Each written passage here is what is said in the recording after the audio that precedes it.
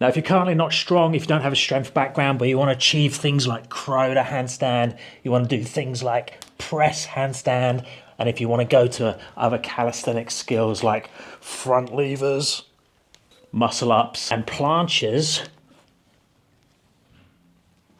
this video is for you. So we're going to go through the exercises and the drills that you should be doing to create a very strong base to take you to your goals. So say we have handstand push-up, press handstand, planche, and muscle up.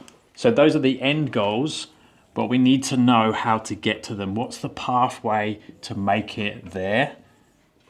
And what are the exercises that we need to start with? So there's progressions and drills all the way to get to those skills. So you're going to have stepping stone movements to take you all the way there. But today we're going to focus on the ones at this end. So if we look at something like a handstand push-up, we might go towards like back to wall and chest to wall handstand push-up drills where you're going up and down, and you need a lot of strength for those.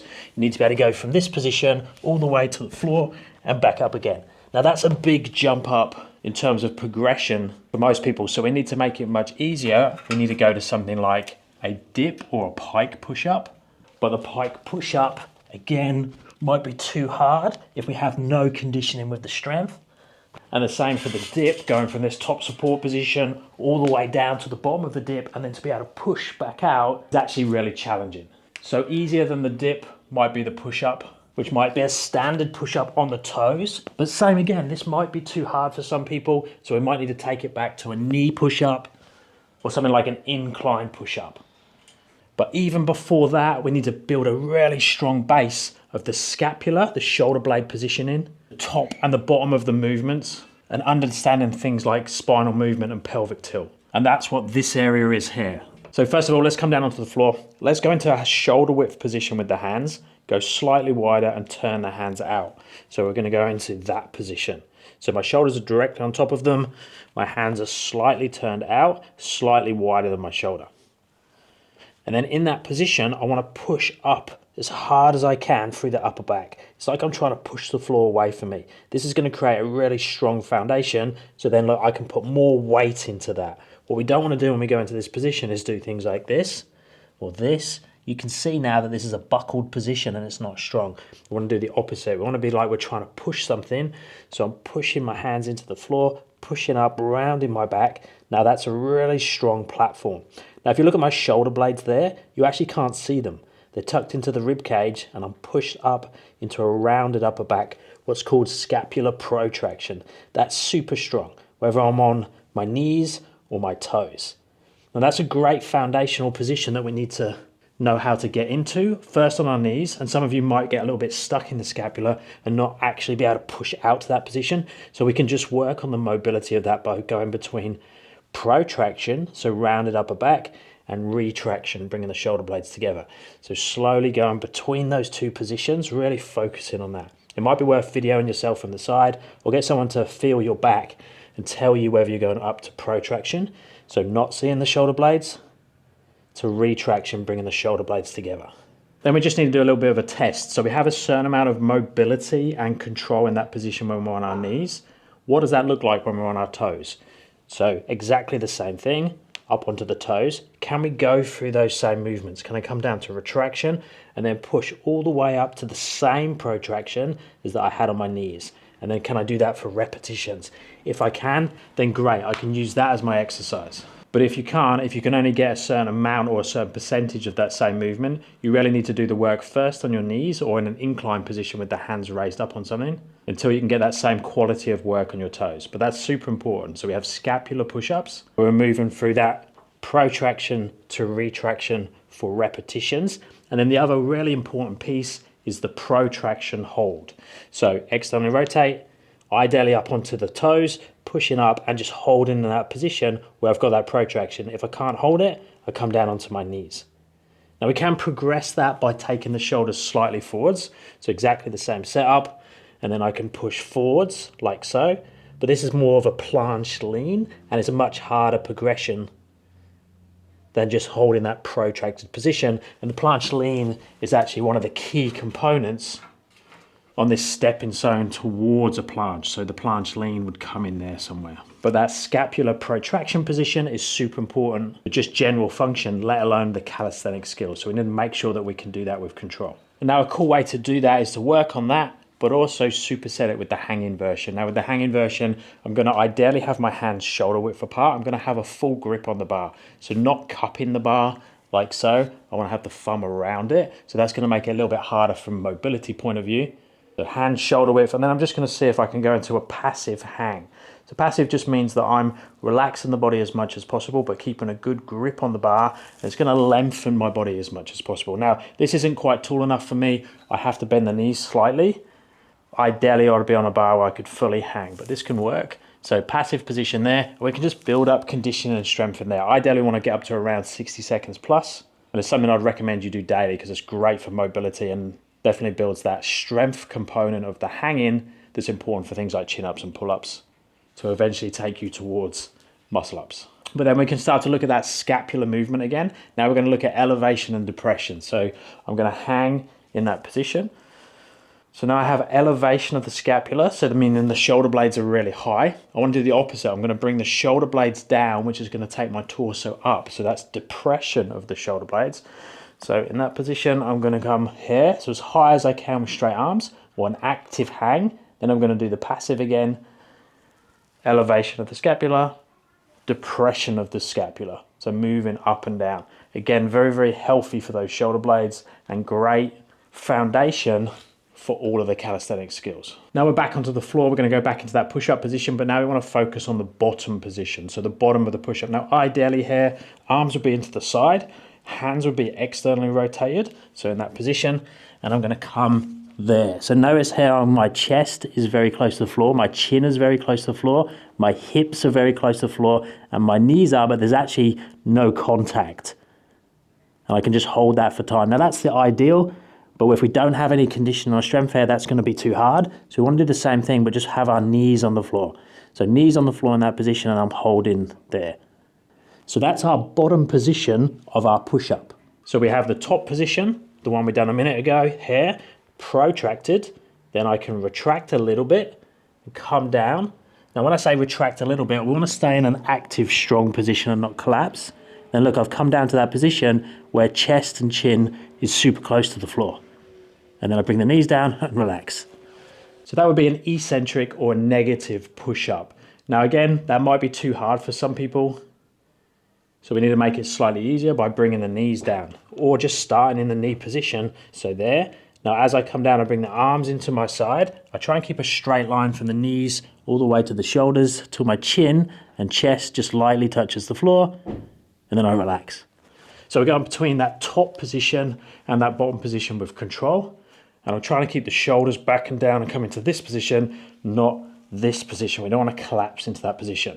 Now, if you do have the option to do it on your toes on an incline position, so raise the hands up instead of the knees, I personally think that's a better movement and it's better for you to understand the hip position.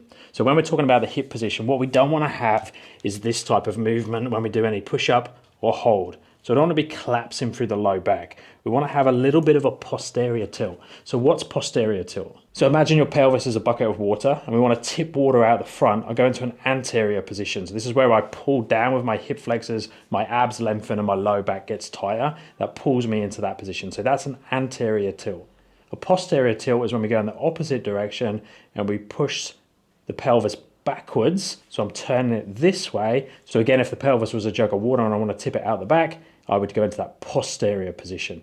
Now we don't want to be extreme of posterior and we don't want to be extreme of anterior. We want to have a strong, stable, neutral position that stays the same, that connects our torso to our legs. So if someone pushed down on me now, that load would be dissipated through my body into the floor. What we don't want to be is in an anterior position and then someone pushes down on you and then that load gets stuck into your low back.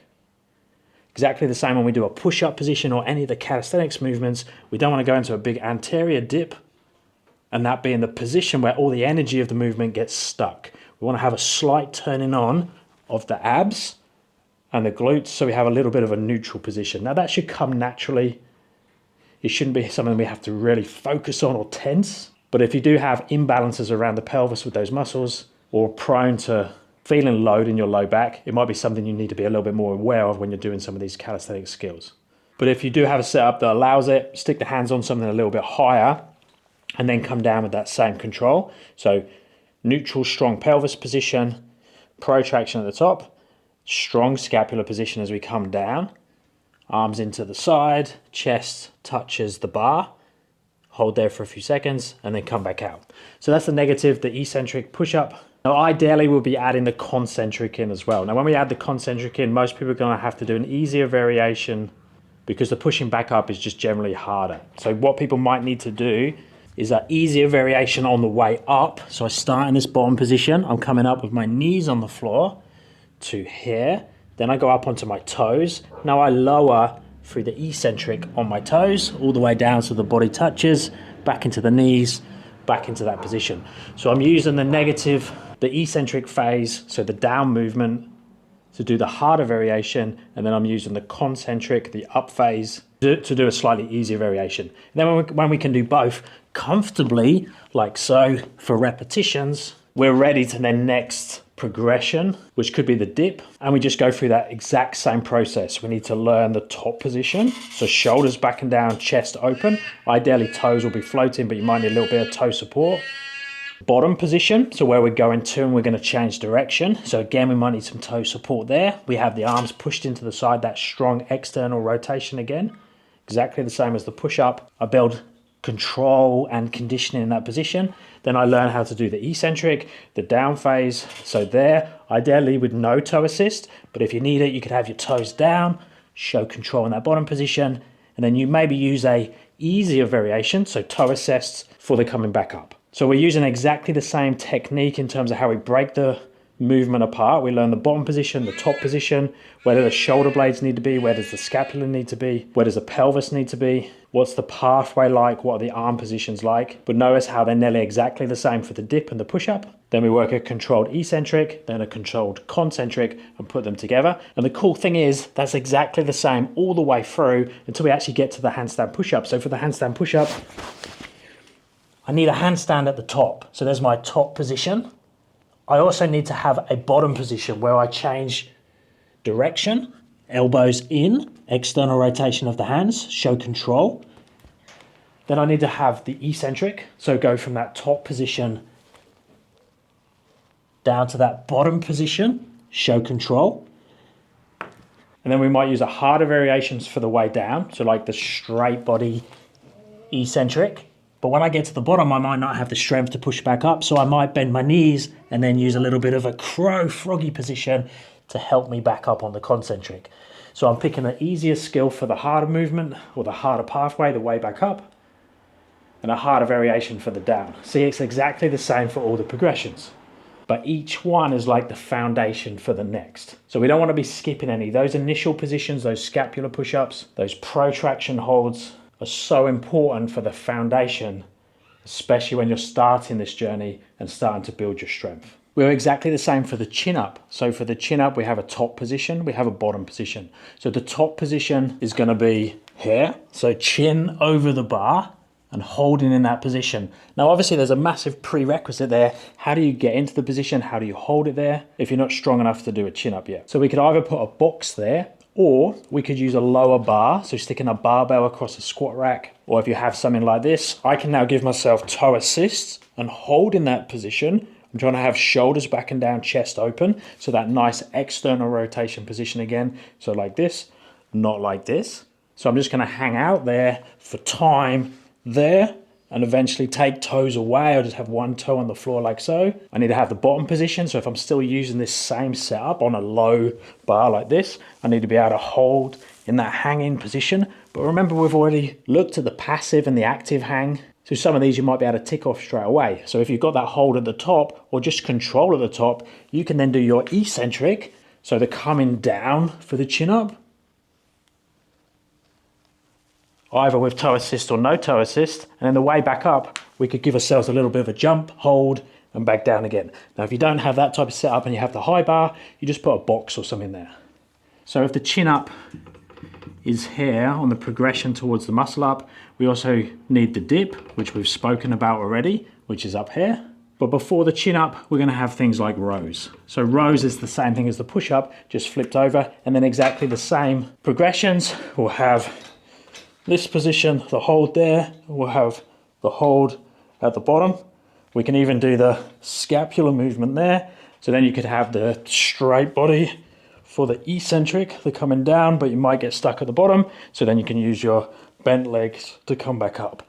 So again, we're using the eccentrics, the concentrics, the nice good positions, shoulders back and down, chest open, the correct scapular positions, the correct pelvic position, and carrying that through for each of the progressions, getting good quality time and attention through the pathways, training the top and the bottom of each skill. Now, when it comes to handstands, we need to start conditioning the position. So the position is this, so inversion, being upside down in that position. We want to be pushing the floor away. We don't want to be collapsed there. So this is your friend, stepping on and off the wall or a chair or a box and building conditioning in that position where I'm pushing away and not collapsing. Initially, it might be 5 seconds. You could build up to 10, 20, 30 seconds in that position. And then when you build confidence and control, you can start to move that back towards the wall, maybe in this position, and be here. We want to be positive, not negative. So we don't want to be collapsing to the wall. We want to feel that we're in a strong position and that we can step in and out. The big one is stepping back out after we've done a short hold and then a longer hold, and never using all our energy up against the wall and not being able to get back out. So a good goal is to get 30 to 60 seconds in a chest to wall handstand. That might take 6 months, but that's going to build the foundation for all the handstand related skills. And then if you feel ready, you can start to practice your kick up as well. So for the kick up, we need the hands, the shoulders, the focal point, all very static, all very controlled. Not like this and throwing ourselves into the wall. We want to make sure that this is very stable, very strong. And then we just do a little kick, come back down, maintaining the shoulder focal position for reps. Then with the goal to try and touch the wall. If we can touch the wall, try and touch higher until eventually you can touch all the way. It brings the second leg up and you have a controlled kick up on top of that controlled strong base. And then a movement I highly recommend for everyone is starting to build a strong skin to cat. So with the skin to cat is basically a straight arm movement that takes us from a hanging position, bringing our knees to our chest, taking us upside down to the inverted position, all the way through to a German hang, and then pull back out with control with straight arms. Now I've got lots of videos where we go deep into that one and I show you how to progress it through, but it's an amazing exercise to build full range of motion, shoulder, scapular strength that carries over to front levers, to planches, and just about every calisthenics skill. You really do need rings for it if you're learning. I'll link the video at the end, as well as some other ones that explain the programming and the progression lines for learning any of the skills. Let me know if you have any questions down in the comments. Thumbs up and subscribe would be appreciated, and I'll speak to you guys in the next one.